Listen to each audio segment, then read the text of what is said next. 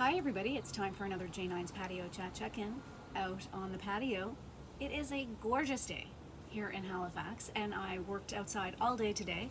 What a wonderful day. I had a beautiful walk on the waterfront. I picked up a little treat to bring to Paul and Anita's tonight.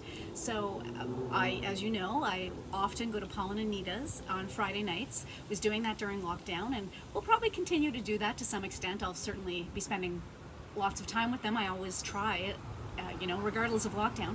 We may go out a little bit more, but tonight we are taking part in the Tidal Bay tastings. There was a 5-part tasting that was happening, Tidal Bay, Nova Scotia. So we're taking part in that tonight, and then I'm bringing a little treat for later. And of course, it is Montreal and Vegas, Game 3, back to Montreal. So I'm feeling great today. The weather's beautiful, just feel, really happy. I have some fun news about renovations at my place, but I'll talk about that another time. I'll just leave that with you, but things are starting to come together, so I'm excited about that. Yeah, and I'm excited about getting to the proper page in my book. And wait for it. It is Patio Chat number 460. 40 episodes from number 500. What are we going to do for 500? I still don't know. But anyway, and I have to figure out exactly what I'm going to do. Things are really looking up, COVID-wise, across the country and across the world. So I'd like to continue, I think I've talked to you about this before, doing the patio chats and checking in with people. It might look a little different as things really shift with COVID, but we'll see. I'm not making any smart decisions. Oh, maybe I'm not making any smart decisions. I'm not making any snap decisions for today. So we'll decide a little later. Birthdays for today. It's Paul McCartney's birthday. I'll just throw that out there. I'm sure he's watching, so Paul, hope you're having a great day. It's Jane Orum's birthday. Jane and I are dear friends, and also Jane and I work together at FAC. Jane is retired now, living the dream, and she is an amazing photographer, and she keeps us busy with all the beautiful photos she's taking. So Jane, I always enjoy seeing your photos, and it's time for us to get together again now that we've gotten some loosening of restrictions. I hope that we'll be able to get out on a patio soon. It's Pam Amaluka's birthday, and I know Pam she's in Alberta, and we know each other also from FAC. Years ago, we've worked together for years, and Pam is still at FAC, and I'm not, but we're still well connected, so no worries there. Traffic is a little heavy on Green Street right now. It's Dan Bootler's birthday, and I know Dan from home, fellow Cape Brettoner, and in fact lived in Prime Brook, just around the cul-de-sac there. He lived on the other side, so, and actually Dan's mom, Joan, took care of my brother Patrick for a little bit. So, fun fact there. So Dan, I hope you're having a great birthday. It's John Bernowski's birthday, and he's another Cape Brettoner. John and I graduated from high school together, so I hope, John, you're having a wonderful birthday. And I think you all know, last but certainly not least, it is my brother Bryce's birthday. So happy birthday, Bryce. I did my usual collage, my sappy message. Patrick isn't. Bryce is a sappier of my two brothers. Patrick's happy in his own way too, though. But Bryce, as you know, is in Atlanta, and we have not seen him since December of 2019. So we are counting down the days until we can.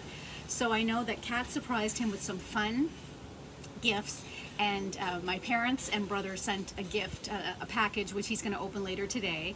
My package is not getting there until Monday. Probably will be less exciting, but I hope he'll enjoy it nonetheless. So I hope, Bryce, you have a wonderful birthday. You deserve everything and more, and we can't wait till you're home. And when you come home, we'll just celebrate a bunch of birthdays all at once. It's just going to be one crazy celebration, and I think a lot of us will be doing that. So I think a lot of you know that my mom helps out quite a bit with the patio chat, and sometimes I don't always give her credit. Because she's sending me things here and there, and I write it down, and I don't always get a chance to note that she has actually sent it to me. But a lot of the things that I share with you may come from my mom. So 2 I'm going to share with you today, both come from my mom, and it's great because she had one that was related to Pride and one that was related to Indigenous history. Well, not necessarily Indigenous history, but Indigenous communities. And so I didn't write these in my book. So the first one, in terms of Indigenous culture and communities, there is a website. I just had it. Historic Place Days, Canada Historic Places Day, a chance to experience Indigenous culture. And I will send you the link. By National Trust for Canada Archaeological Sites, Cultural Heritage Centre, House Museum, Homestead, Park, Landscape. This year, for Canada Historic Places Day, Canadians could visit historic places with Indigenous learning experiences. These sites can be found from coast to coast, from small rural landmark locations on the East Coast to large urban centres with hundreds of thousands of visitors in the West. These are just a few examples of Parks Canada's historic sites with connections to Indigenous communities. Some of these sites may currently be only accessible virtually, so I encourage you to check the site out on Google Maps and the Parks Canada website to learn more. So I'll put the link to that. So I wanted to share that. Just do want to mention and acknowledge, though, very disappointing to hear there was a woman that had noted some of the racist material in Nova Scotia curriculum. And I just don't think we are ever fast enough to move on that. And I think we're still not fast enough on getting accurate and adequate information about residential schools and other Indigenous pieces of history into our school system. I don't understand what the holdup is. So I hope that will speed itself up, not only here in Nova Scotia, but across the country. But it did come to light recently. I think it was yesterday that this woman had discovered something in her child's material, in the materials for her school, that were racist. So certainly no place in any of our systems, school or otherwise. The second thing that I wanted to share with you was for Pride Month. And this is from Chatelaine, actually. I just looked through quickly, so I'll be taking a look myself and maybe checking some of these out. But it's 6 new books by LGBTQ plus Canadian authors. I'm reading right from here. I know that the acronym now has more letters. To Spirit, Asexual, Intersex, Bisexual, no, bisexual is there. I may have forgotten some pansexual as well. So for the second year in a row, there are no pride parades or dance floors. There's still a lot of that restricted by COVID, but that doesn't mean you can't celebrate. Mark the occasion in a quiet, COVID-friendly way by picking up or pre-ordering one of these books. All new, brand new stories of LGBTQ life in Canada.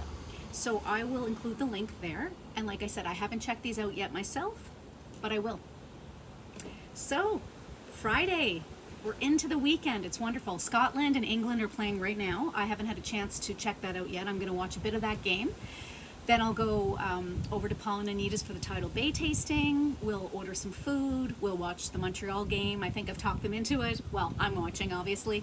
And I'm going to Body Pump tomorrow morning. And then I think I might take in the, I think France is playing tomorrow. I know I looked it up. Whoever's playing tomorrow morning, I might check that out after Body Pump.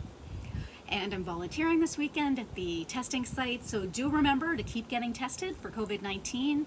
Here in Nova Scotia, I can't speak for all provinces, but there are lots of pop-up sites across the province where you can get tested, so please continue to do that. Take care of yourselves, be safe, continue to follow all the public health protocols. So I'll leave it there, everybody. Take good care of yourselves, take good care of others. I will see you tomorrow. Bye.